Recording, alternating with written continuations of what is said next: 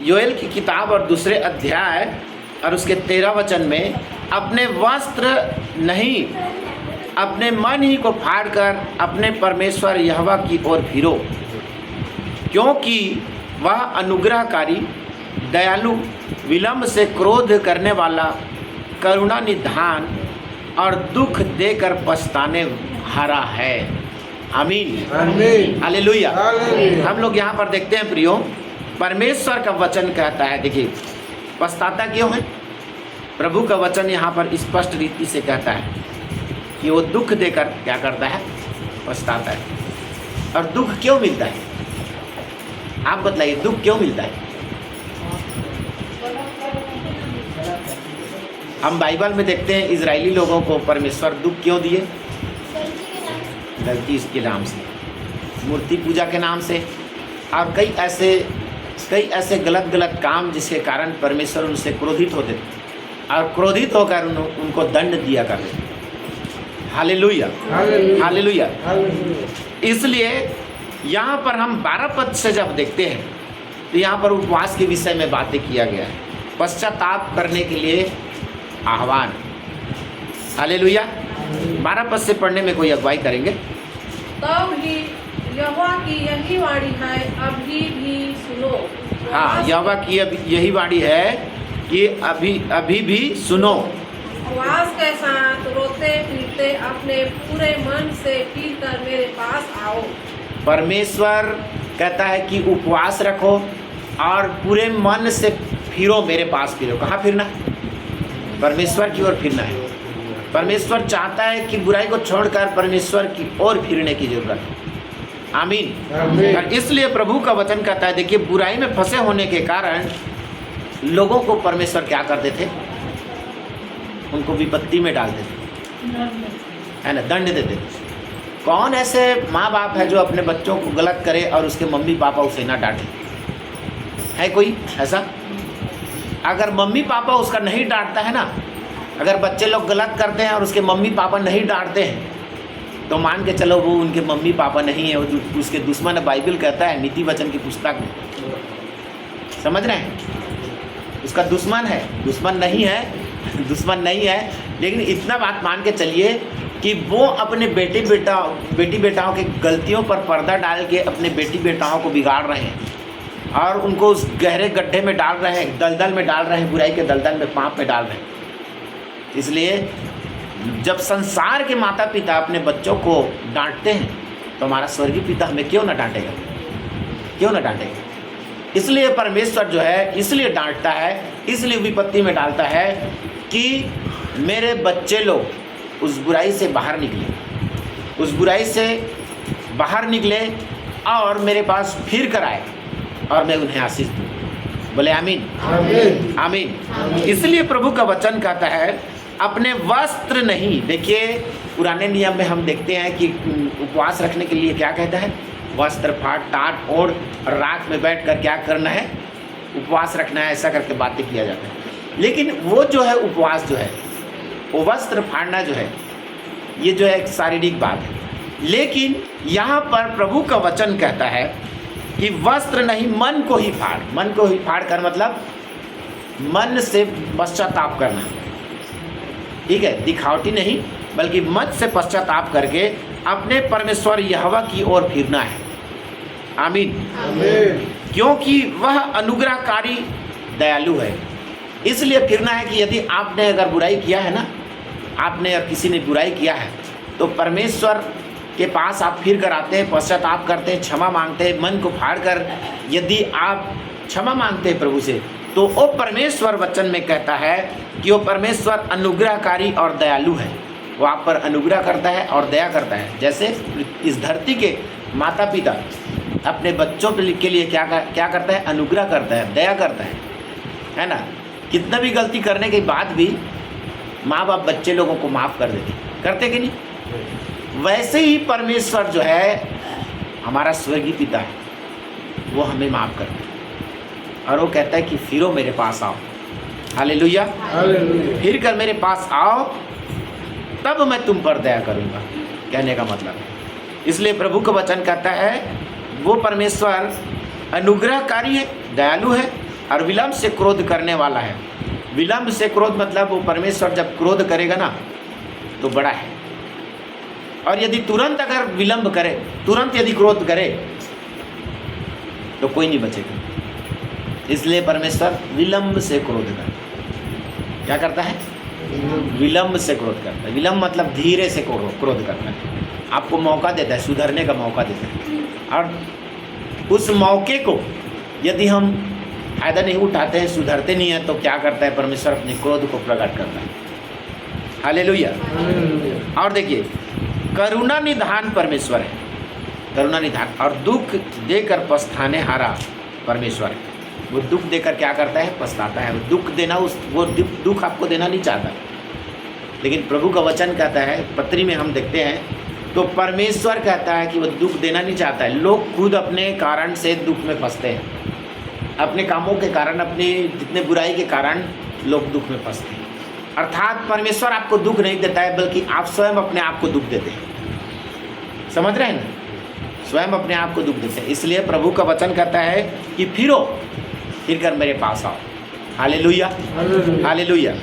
आगे हम लोग देखते हैं, उत्पत्ति की पुस्तक निकालिए 6 अध्याय, उत्पत्ति की पुस्तक 6 अध्याय,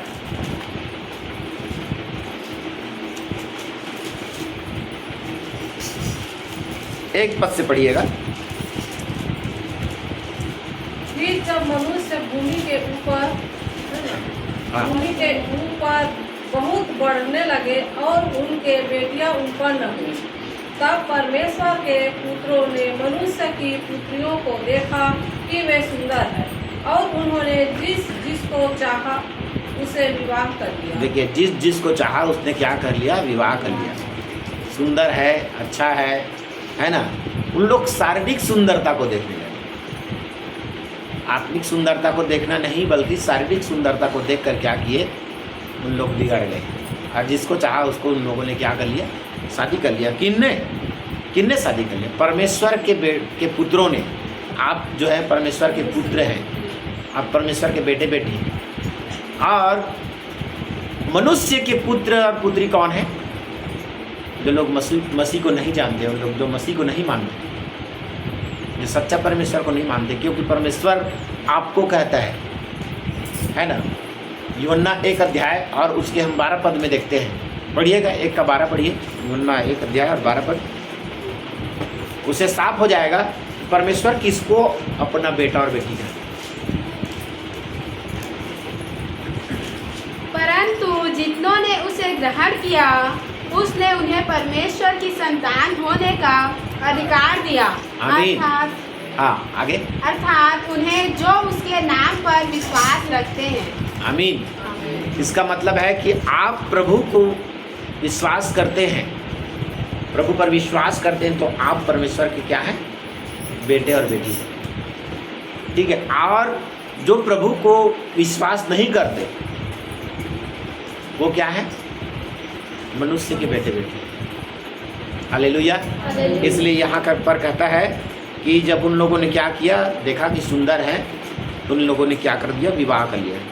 हाँ, आगे पढ़िए, 3 पद, उत्पत्ति 6 का 3। तब यहोवा ने कहा, मेरा आत्मा मनुष्य से सदा लो विवाद करता ना रहेगा, क्योंकि मनुष्य भी शरीर ही है, उसकी आयु 120 वर्ष की होगी। हम देखते हैं यहाँ पे उत्पत्ति में कई लोग जो है हजार वर्षों तक लोग जिया करते है ना। लेकिन बुराई के कारण, दुष्टता के कारण क्या कर दिया परमेश्वर ने? दुष्टता के कारण ही परमेश्वर ने क्या किया? उम्र को कम कर दिया। हालेलुया। उम्र को कम कर दिया। तो आगे देखते हैं, 4था। उन दिनों में पृथ्वी पर दानव रहते थे।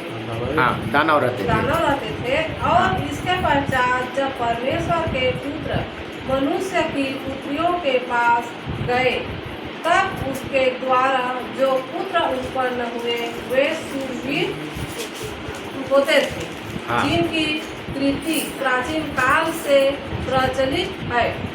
हाँ, जिनकी रीति प्राचीन काल से क्या है, प्रचलित है। यहाँ पर हम देखते हैं कि दानव का मतलब यहाँ पर दिया हुआ है, देखिएगा दानव का मतलब यहाँ पर दिया है नपीली लोग, लिखा है यहाँ पे नपीली लोग, मतलब हट्टे कट्टे तगड़े और बड़े बड़े शरीर वाले, है ना। जिस प्रकार से हम लोग वहाँ पे देखते हैं गोलियत के विषय में देखते हैं, इतिहास की पुस्तक में, शमूएल की पुस्तक में भी देखते हैं, ठीक है। गोलियत के बारे में हम देखते हैं, वो क्या रहता है, बड़ा बड़ा शरीर का रहता है, और वहाँ पे उसको क्या बोला गया है ना। कहना चाहिए कि वो जो है खतना रहित व्यक्ति है, अन्य जाति है, वो मनुष्य का संतान है, और हम लोग क्या है, परमेश्वर के संतान है। इसलिए परमेश्वर क्या कहता है, हाँ 7 पद को, हाँ 6 पद को पढ़िए। और यहोवा पृथ्वी पर मनुष्य को बनाने से पछताया। देखिए, मनुष्य को पृथ्वी पर बनाने से क्या किया, परमेश्वर जो है पछताता है। पछताता है, क्यों पछताता है? क्योंकि लोगों की बुराई बढ़ गई, लोगों की बुराई बढ़ गई, इसलिए परमेश्वर क्या कर रहा है, पछता रहा है। मैंने क्यों बनाया? प्रतिदिन इन लोग क्या करते हैं, बुराई करते हैं, विवाद करते हैं, प्रतिदिन क्या करते हैं। देखिए, हम लोग मूसा की किताब में देखते हैं, वो अपने मूसा की जो है मूसा से वाद विवाद करते थे, अर्थात परमेश्वर से वाद विवाद करते थे, मतलब झगड़ते थे। वाद विवाद करना मतलब झगड़ना है यहाँ पर, ठीक है, झगड़ते थे। आज भी देखते हैं, मैं कल जब तन्नू बेटी के उसमें गए हुए थे, है ना, उसको हारने के लिए, तो हम लोग क्या वहाँ पर देखते हैं, हम लोग संजय भैया और मैं वहाँ से आ रहे थे, और संदीप भांजा था, तीनों हम लोग बैठे थे कार में। वहाँ से जब वापस आ रहे थे तो वहाँ पर हम लोग क्या देखे कि संजय भैया बोलने लगे कि ये सब जो है क्या है, अंधविश्वास है, ढकोसला है, लोगों को पीड़ित करना, लूटने का एक तरीका है, सब होने लगे। तो ये भी एक प्रकार से क्या है, परमेश्वर से झगड़ने की एक तरीका है, विवाद करने की एक तरीका है, जिससे परमेश्वर खुश नहीं होता, दुखी होता है। Hallelujah, hallelujah. तो परमेश्वर पछताता है ऐसी लोगों को बनाकर, ऐसे मनुष्यों को बनाकर पछताता है। किंतु प्रियो, आपको बनाकर परमेश्वर पछताता नहीं है, याद रखें। क्यों आपको बनाकर पछताता नहीं है? क्योंकि आप परमेश्वर के पास हो, परमेश्वर की निज धन हो, उसकी निज प्रजा हो, उसके बेटे बेटी हो। हालेलुया। और जो मनुष्य के संतान है, जो शैतान के वश में पड़े हुए मनुष्य के जो दिखाए हुए मार्गों पर चलते हैं, उन लोगों को परमेश्वर बनाकर पछताता है। हालेलुया। इसलिए देखिए आगे, पछताया और वह मन में अति खेदित हुआ। तब यहोवा ने कहा, मैं मनुष्य को जिसकी मैंने सृष्टि की है पृथ्वी के ऊपर से मिटा दूंगा। पृथ्वी के ऊपर से मिटा दूंगा कह के परमेश्वर क्या करता है ना, लोगों को, मनुष्यों की संतानों को उसने क्या किया, मिटा दिया। और परमेश्वर की संतान लोग बच गए। कौन कौन बच गए? कौन बचे? हैं? नूह और उसके परिवार के लोग, क्योंकि नूह और उसके परिवार के लोग परमेश्वर की संतान थे। आमीन। और जितने लोग परमेश्वर के संतान नहीं थे, वे लोग सब बाढ़ में डूब मरे, जल में पूरा डूब मरे। हालेलुया। पूरा धरती जलमग्न हो गई। हम लोग आगे देखेंगे, 8 अध्याय निकालिए, 8 अध्याय और उसका 20 पद से पढ़िए। 8 और उसके 20 पद से पढ़िए। तब नूह ने यहोवा के लिए एक वेदी बनाई और सब शुद्ध पशुओं और सब शुद्ध पक्षियों में से कुछ लेकर वेदी पर होम बलि चढ़ाया। हालेलुया। अब देखिए, जलमग्न हो गया पृथ्वी, जल प्रलय परमेश्वर ने किया और मनुष्य के पुत्रों को क्या कर दिया, उसने नाश कर दिया। उसके बाद जब जल घटने लगी और भूमि दिखने लगा, उसके बाद जब उन लोग बाहर आए, कहाँ से बाहर आए? नाव से बाहर आए, है ना, पानी जहाज से बाहर आए, तो उसने क्या किया, परमेश्वर को उसने प्रसन्न करने के लिए उसने होम बलि चढ़ाया, ठीक है। और हम यहाँ पे देखते हैं शुद्ध पशु और शुद्ध पक्षियों पर उसने क्या किया, होम बलि चढ़ाया। और उसकी सुगंध को किसने सूंघा, परमेश्वर ने। सुगंध पाकर, यहाँ पे लिखा है, इस पर यहोवा ने सुखदायक सुगंध पाकर सोचा, मनुष्य के कारण मैं फिर कभी भूमि को श्राप न दूंगा।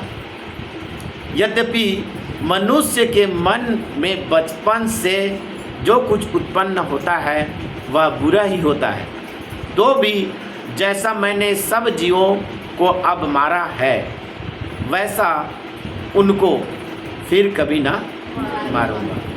हालेलुया। ये समझिए प्रियो कि किसके कारण ये सब पृथ्वी जो है नाश नहीं हो रही, किसके कारण ये पृथ्वी नाश नहीं हो रही, विनाश नहीं हो रहा है, फिर ऐसा नौबत क्यों नहीं आ रहा है जैसे जल प्रलय है, किसके लिए?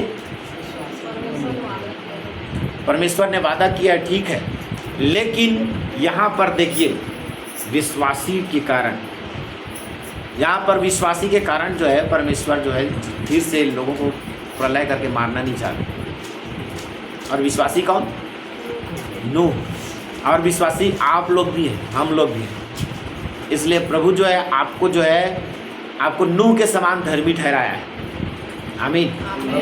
नूह के समान धर्मी ठहराने के कारण परमेश्वर इस पृथ्वी का विनाश नहीं करता। और इसलिए क्योंकि नूह ने होम बलि चढ़ाया, ठीक है, होम बलि चढ़ाने के कारण लोग बचे। आप भी परमेश्वर को नित्य परमेश्वर को बलि चढ़ाएं बोले तो ऐसा वाला धन्यवाद की बलि चढ़ाना है, स्तुति की बलि चढ़ाना है, प्रार्थना करना है, घुटने टेक कर प्रभु की संगति में आना है, प्रतिदिन प्रभु को याद करना है, धन्यवाद देना है, और रविवार को झुंड में आना है। हालेलुया। तो परमेश्वर आपके कारण लोगों का विनाश बचा देगा। बोले आमीन। लोगों को नाश नहीं करेगा। हालेलुया। यिर्मयाह की पुस्तक निकालिए 42 अध्याय, यिर्मयाह की पुस्तक 42 अध्याय। देखिए हम लोग यहाँ पर देखते हैं मनुष्य के पुत्रों को और इस पृथ्वी को नाश इसलिए परमेश्वर नहीं करना चाहता क्योंकि मनुष्य के पुत्र बिगड़े हुए हैं, किंतु परमेश्वर के पुत्र परमेश्वर को याद करते हैं और क्या करते हैं, भेंट चढ़ाते हैं, प्रभु को भेंट चढ़ाते हैं। हालेलुया। आपने ये जो भेंट चढ़ाया है ना प्रियो, ये जो भेंट चढ़ाया है, ठीक है, ये भेंट भी वही भेंट है। समझ रहे हैं? जैसे कि वहाँ पर क्या होम बलि चढ़ाया जाता था, मेल बलि, पाप बलि, दोष बलि, जो भी, ये भी एक बलिदान है। हालेलुया। ये जो आपने चावल या कुछ भी आप पहला फल देते हैं, दसवां अंश देते हैं, या कुछ भी दें परमेश्वर के राज्य के लिए, वो क्या है? भेंट है, वो बलि है। और जब परमेश्वर आपकी बलि को ग्रहण करेगा तो आपके लिए क्या होगा? आशीष का कारण। आमीन। तो हम लोग वहाँ पर देखते हैं कि अशुद्ध पक्षियों और अशुद्ध जंतुओं का नहीं, किंतु परमेश्वर ने क्या किया? शुद्ध पक्षी और शुद्ध पशुओं की उसने क्या किया? भेंट चढ़ाई। तो हमें भी शुद्ध भेंट चढ़ाना है, ठीक है, शुद्ध भेंट चढ़ाना है। यहाँ पर अब देखिए, अरे पास्टर को देना ही पड़ता है, क्या बताएं, जाएंगे मतलब देना पड़ेगा, ऐसा आप लोग यदि सोचते होंगे ना तो वो शुद्ध बलिदान नहीं है। समझ रहे हैं? शुद्ध बलिदान नहीं है। आप पास्टर को देख कर दे रहे हैं, इसका मतलब आप पास्टर को देख कर नहीं, आपको परमेश्वर को देख कर देना, और परमेश्वर को देख कर आप देंगे तो परमेश्वर आपकी भेंट को ग्रहण करेगा। हालेलुया। और वही शुद्ध बलिदान है। आमीन। तो शुद्ध बलिदान चढ़ाने के द्वारा क्या हुआ? वहाँ पे परमेश्वर जो है सुगंध पाया, सुखदायक सुगंध पा करके क्या किया? उसने विनाश करना छोड़ा। आपके जीवन में भी आप जब सुखदायक जब आप बलिदान चढ़ाएंगे, उसके द्वारा परमेश्वर आपकी परिस्थितियों को सुधारेगा, बनाएगा आपकी परिस्थितियों को, ठीक है। जो बिगड़ी हुई परिस्थितियाँ हैं उनको सुधारेगा, और आपके साथ साथ आपके घर के लोग भी। देखते हैं हम वहाँ पे अय्यूब जो है वो भी प्रतिदिन परमेश्वर को बलिदान चढ़ाता था, और उसके कारण घर के लोग धर्मी ठहरे, पढ़े हैं कि नहीं। तो वैसे ही आप यदि बलिदान चढ़ाएंगे तो आपके कारण आपके लोग आशीषित होंगे। आमीन, आमीन। हालेलुया। हालेलुया। यिर्मयाह की पुस्तक 42 अध्याय और उसका 1 पद से पढ़िए। तब हाँ, तब कारेह का पुत्र योहानान, योशिय्याह का पुत्र यजन्याह, दलों के सब प्रधान और छोटे से लेकर बड़े तक सब लोग यिर्मयाह भविष्यवक्ता के निकट आकर कहने लगे, हमारी विनती ग्रहण करके अपने परमेश्वर यहोवा से हम सब बचे हुओं के लिए प्रार्थना कर, क्योंकि तू अपनी आंखों से देख रहा है कि हम जो पहले बहुत थे अब थोड़े ही बच गए। हालेलुया। देखिए, यिर्मयाह भविष्यवक्ता जब बार बार बोलने लगे कि अपने अपने पापों से फिरो, मन फिराओ, मूर्ति पूजा को छोड़ो, अपने परमेश्वर की ओर संपूर्ण मन से फिरो, सारे मन धन शक्ति है ना, अपने सब कुछ से परमेश्वर की ओर फिरो, ऐसा कह के परमेश्वर का दास नबी यिर्मयाह कहते थे। किंतु यिर्मयाह की बात वो लोग नहीं मानते थे, और नहीं मानते थे तो उन पर विपत्ति अचानक आ पड़ी, और विपत्ति अचानक आ पड़ने के कारण अब कह रहे हैं, क्या कह रहे हैं कि तेरे परमेश्वर यहोवा से हमारे लिए प्रार्थना कर। अब तेरे, देखिए यहाँ पर क्या कहता है, अपने परमेश्वर यहोवा से कह रहा है। कौन लोग कह रहे हैं? इजरायली लोग कह रहे हैं अपने परमेश्वर से। उसको बोल रहा है यिर्मयाह को, अपने परमेश्वर से कह। अब कहना चाहिए कि उन लोग पाप करने के कारण और मूर्ति पूजा, देखिए हम लोग देखते हैं यरूशलेम के मंदिर में भी उन लोग मूर्ति स्थापित करने लगे, ठीक है। पवित्र वेदी के पास भी मूर्ति रखने चालू कर दी। इसलिए अब वो परमेश्वर को परमेश्वर नहीं कह पा रहे, अपना नहीं कह पा रहे। यहाँ पे लिखा है ना, अपने परमेश्वर कह रहे हैं कि किसको? यिर्मयाह को कह रहा है। यिर्मयाह क्या है? प्रभु के साथ बना हुआ है, इसलिए उसको कह रहा है अपने परमेश्वर यहोवा से प्रार्थना कर। ये नहीं कहा कि हमारे परमेश्वर यहोवा से प्रार्थना करके कहने की हिम्मत नहीं हो रहा है इसको। कारण यही है कि उन लोग पाप में जीवन जी रहे थे। हालेलुया। हाँ, आगे। इसलिए प्रार्थना कर कि तेरा परमेश्वर यहोवा हमको बताए कि हम किस मार्ग से चले और कौन सा काम करें। यिर्मयाह किस मार्ग से चलें और क्या काम करें, ये सब परमेश्वर बतलाए। इसलिए यिर्मयाह भविष्यवक्ता, तुम बात करो तुम्हारे परमेश्वर से कि उसके तरफ से कुछ ना कुछ बातें आएंगी जिसको हम लोग मानेंगे, क्योंकि हम लोग पहले बहुत थे, नष्ट हो गए हैं, अब थोड़े बचे। ठीक है, वैसे ही होता है, वैसे ही होता है जब लोग विपत्ति में पड़ते हैं ना। आज भी देख लीजिए, आज कितने ऐसे लोग हैं जो लोग विपत्ति में नहीं पड़े हैं ना, उन लोग प्रभु को कभी नहीं ढूंढते, कभी नहीं ढूंढते। और जो लोग विपत्ति में पड़े रहते हैं ना, उन्हीं लोग परमेश्वर को ढूंढते हैं। यहाँ पर भी वैसे ही हो रहा है। इजरायली लोग क्या कर रहे हैं, विपत्ति में जब पड़े ना, तब यिर्मयाह नबी के पास आकर कहते हैं तेरे परमेश्वर यहोवा से हमारे लिए प्रार्थना करें। Hallelujah, hallelujah. जिनका अच्छा घर परिवार चल रहा है ना, अच्छा घर परिवार चल रहा है, लोग कभी परमेश्वर को नहीं ढूंढते, है कि नहीं। और आप लोग ये सोचिए कि शैतान जो है अगर किसी को पीड़ित करता है तो क्या गलत करता है, तभी तो लोग ढूंढते हैं प्रभु। नहीं तो शैताने तो भेजते प्रभु के पास। वाकई में शैतान ही काम करता है। शैतान जो है अच्छा काम करता है, ऐसा लगता है कभी कभी। सही बात है, शैतान अच्छा काम करता है। वो अगर किसी को पीड़ित ना करे तो प्रभु के पास कोई नहीं आएंगे। हालेलुया। हाँ आगे बढ़िए। यिर्मयाह भविष्यवक्ता ने उससे कहा, मैंने तुम्हारी सुनी है, देखो मैं तुम्हारे वचनों के अनुसार तुम्हारे परमेश्वर यहोवा से प्रार्थना करूंगा, और जो उत्तर यहोवा तुम्हारे लिए देगा मैं तुमको बताऊंगा। हाँ। मैं तुमसे कोई बात न छिपाऊंगा। तब उन्होंने यिर्मयाह से कहा, यदि तेरा परमेश्वर यहोवा तेरे द्वारा हमारे पास कोई वचन पहुंचाए और हम उसके अनुसार न करें, तो यहोवा हमारे बीच में सच्चा और विश्वास योग्य साक्षी ठहरे। हालेलुया। हालेलुया। अब देखिए, इजरायली लोग जब नाश होकर जब थोड़े ही बचे ना, तब उन लोग कह रहे हैं, अब वादा कर रहे हैं। क्या कर रहे हैं? वादा कर रहे हैं कि वो विश्वास योग्य साक्षी है, गवाही है कि हम उसके बातों को मानेंगे, हम उस पर विश्वास करेंगे और फिरेंगे।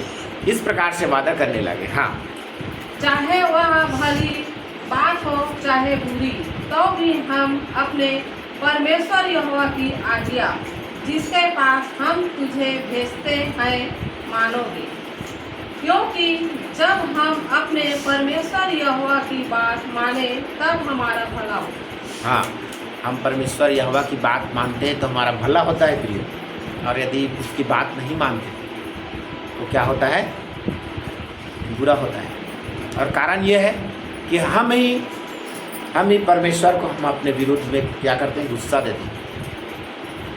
देते हैं अपने बिगड़े स्वभाव के कारण। आज भी कई लोग जो हैं उन कुरीतियों पर चल रहे हैं, जो लोग जो परमेश्वर के विरुद्ध में हैं। ठीक है, आज भी क्या है, उन पूजा पाठ को नहीं छोड़ते, किसी न किसी रीति से उन पूजा पाठ में जुड़े हुए रहते हैं। ठीक है, कम से कम देखने जाते हैं, कम से कम सुनने जाते हैं, कम से कम और कुछ करने जाते हैं, और साथ में और लोगों को भी ले जाते हैं। समझ रहे? ये बिगड़ी हुई स्वभाव है। बिगड़ी हुई क्या है? स्वभाव है। हाँ, और आगे पढ़िए। हाँ, 12 तक पढ़िए। 10 दिन के बीतने पर यहोवा का वचन यिर्मयाह के पास पहुंचा। तब उसने कारेह के पुत्र योहनान को, उसके साथ के दलों के प्रधानों को और छोटे से लेकर बड़े तक जितने लोग थे, उन सबों को बुलाकर उनसे कहा, इस्राएल का परमेश्वर यहोवा जिसके पास तुमने मुझको इसलिए भेजा कि मैं तुम्हारी विनती उसके आगे कहा सुनाऊं, वह यो कहता है, यदि तुम इस देश में रह जाओ तब तो मैं तुमको नष्ट नहीं करूँगा, वरन बनाए रखूँगा, और तुम्हें न उखाड़ूँगा वरन रोपे रखूँगा, क्योंकि तुम्हारी जो हानि मैंने की है उससे मैं पछताता हूँ। हालेलुया। हालेलुया। देखिए, जब फिरते हैं ना प्रभु की ओर, जब फिरते हैं तो क्या होता है? परमेश्वर पछताता है।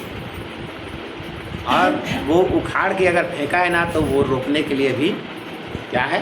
योग्य है। आमीन। उखाड़ के फेंका है तो वो रोपने के योग्य है। आज जितने बाहर में हैं जो मसीह के लोग नहीं हैं, उन लोग तो ऑलरेडी कहाँ पे पड़े हुए हैं? उन लोग रोपे नहीं गए। ठीक है, परमेश्वर की मंदिर में रोपे नहीं गए हैं, परमेश्वर के राज्य के लिए वो लोग नहीं हैं। उन लोग अधोलोक की पीड़ा के लिए, नरक कुंड के लिए। तो हमें क्या है? उन्हें भी छुड़ाना है, रोपना है उन्हें परमेश्वर के राज्य में। आमीन। हालेलुया। हाँ, और आगे पढ़िए। तुम बेबीलोन के राजा से डरते हो, अतः उससे मत डरो, यहोवा की यही वाणी है, उससे मत डरो, क्योंकि मैं तुम्हारी रक्षा करने और तुमको उसके हाथ से बचाने के लिए तुम्हारे साथ हूँ। मैं तुम पर दया करूँगा कि वह भी तुम पर दया करके तुमको तुम्हारी भूमि पर फिर से बसा देगा। आमीन। आमीन। देखिए, मैं दया करूँगा तो वो भी तुम पर दया करेगा। मतलब कौन? बेबीलोन का राजा नबूकदनेस्सर है ना, बेलशस्सर, और जितने भी दारा नाम का जो राजा है, ये सब जो है, जब परमेश्वर दया किया उन लोगों पर, तो वहाँ पर उन लोग भी दया करने लगे।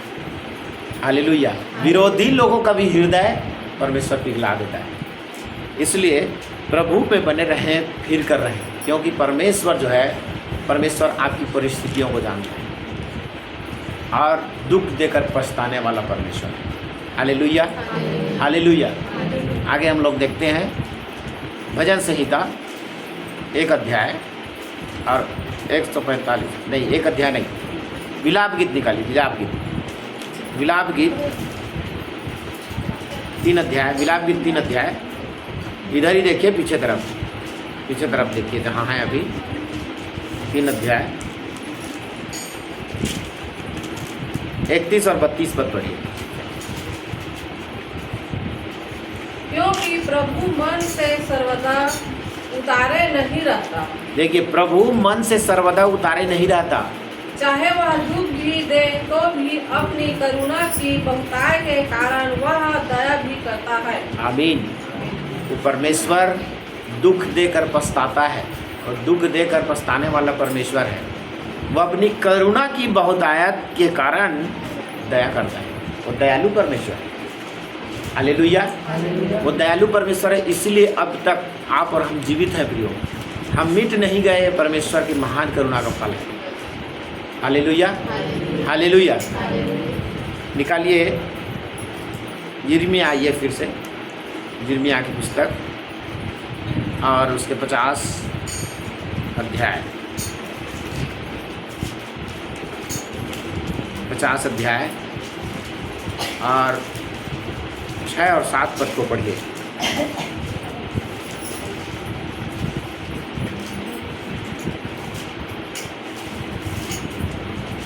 मेरी प्रजा खोई हुई भेड़ें हैं, उनके चरवाहों ने उनको भटका दिया और पहाड़ों पर भटकाया है। वे पहाड़ और पहाड़ी घूमते घूमते अपने बैठने के स्थान को भूल गई है। हालेलुया। देखिए, प्रभु का वचन कहता है, मेरी प्रजा खोई हुई भेड़ें हैं। खोई हुई भेड़ों का समान जो है, देखिए कई ऐसे लोग हैं प्रियो, झुंड में आज नहीं आ रहे हैं, वो लोग खोए हुए भेड़ हो गए। जो लोग आ रहे थे अभी नहीं आ रहे, खोए हुए भेड़ हो गए। उन लोगों के विषय में कहता है कि उनके चरवाहों, देखिए चरवाहे लोग, कई चरवाहे लोग यहाँ पर आए। कुछ तो जाति वर्ग के कारण चले गए, कोई समाज के लोग रुकावट डाले उसके लिए चले गए, है ना। और कुछ लोग कुछ चरवाहों के भटकाने के कारण चले गए, समझ रहे हैं। कुछ लोग चरवाहों के भटकाने के कारण चले गए। चरवाहा के विरुद्ध में चरवाहे लोग बातें करते हैं, भटकाते हैं, लोगों को बहकाते हैं कि ये पास्टर ऐसा नहीं, अच्छा नहीं है, ऐसा है वैसा है, दुनिया भर की बातें उसके खिलाफ में ऐसी ऐसी बातें करते हैं, ऐसी बातें करते हैं जिसके कारण भेड़ जो है तितर बितर होता है। समझ रहे हैं। लोग अपनी बातों को समझते नहीं कि मैं क्या बोल रहा हूँ, उसका आने वाले समय में क्या परिणाम होगा, ये नहीं सोचते हैं और झुंड को प्रभावित कर देते हैं। ठीक है, उसके विषय में परमेश्वर का वचन कहता है, हाँ, कि वो आज क्या है, वो लोग इधर उधर घूमते फिर रहे हैं, भटक गए हैं। ये लोग झुंड में नहीं आते, अपने बैठने के स्थान अर्थात कलीसिया को भूल गए, अपने झुंड को भूल गए। हाँ, आगे। जितनों ने उन्हें पाया वे उनको खा गए, और जितनों ने उन्हें पाया उन्हें खा गए, मतलब बीमारी, अत्याचार, मूर्ति पूजा और जितने भी बुराई हैं वे सब उनको फिर से क्या कर लिया मालूम है, उसको खा गए, पकड़ लिए। बीमारी ने उसको पकड़ लिया है। यहाँ पर आते थे तो लोग अच्छे रहते थे, चंगे रहते थे, अब वो लोग नहीं आ रहे, उनको उन लोग क्या कर लिए, पकड़ लिए, खा गए। हालेलुया। इसलिए हाँ, आगे। और उनके सताने वालों ने कहा, इसमें हमारा कुछ दोष नहीं, क्योंकि उन्होंने यहोवा के विरुद्ध पाप किया है, जो धर्म का आधार है और उनके पूर्वजों का आश्रय था। ठीक है, देखिए उन लोग जो दुख देने वाले हैं उन लोग क्या कहते हैं, दुख देने वाले हैं उन लोग क्या कहते हैं, ये यीशु मसीह को छोड़कर आज इधर झुंड से बाहर है, इसलिए क्या हो गया, दुख पा रहे हैं, उनको फाड़ा जा रहा है, उनको मारा जा रहा है, शैतान के फंदे में फंसे हुए। इसलिए प्रियो, हमें ज़रूरत है, इन बातों के लिए पछताता है परमेश्वर। क्या करता है? इन बातों के लिए पछताता है। वचन कहता है कि ऐसे लोगों को परमेश्वर जो है ना, ऐसे लोगों को दंड देगा। ऐसे लोगों को क्या करेगा? दंड देगा। हम लोग इसी चीज़ में है, हम यिर्मयाह की पुस्तक में हम लोग 33 अध्याय में इसके विषय में पढ़ेंगे, ठीक है। लेकिन हम ज़्यादा समय नहीं लेंगे। और 33 अध्याय में चलिए निकाल लीजिए 33 अध्याय।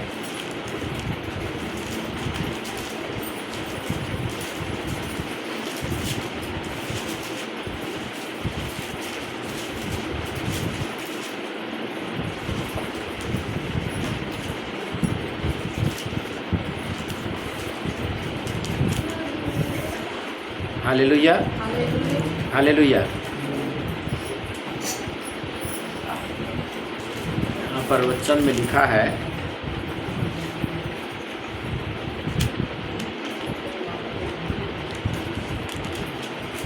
पैंतीस अध्याय और उसका 8 पद पढ़िए। मैं उनको उनके सारे अधर्म और पाप के काम से शुद्ध करूँगा जो उन्होंने मेरे विरुद्ध किए हैं, और उन्होंने जितने अधर्म और अपराध के काम मेरे विरुद्ध किए हैं उन सबको मैं क्षमा करूँगा। ठीक है, परमेश्वर क्षमा करना चाहता है प्रियो। अपनी गलती को लोग सुधार सकते हैं। अपनी गलती को सुधार कर उन लोग क्या है, झुंड में आ सकते हैं, बैठने की अपनी जगह पे, अर्थात परमेश्वर के भवन में वापस आ सकते हैं। ठीक है, लेकिन बात यह है, जिन लोगों ने भटकाया है उन लोगों के विरुद्ध में परमेश्वर का वचन स्पष्ट करता है कि वो उनका क्या करेंगे, वो उन्होंने जो काम किया है ना उसका परिणाम उनको मिलेगा। मैं नहीं कहता, परमेश्वर का वचन कहता है। Hallelujah, hallelujah. परमेश्वर इस वचन के द्वारा हम सबको आशीष दे। आमीन।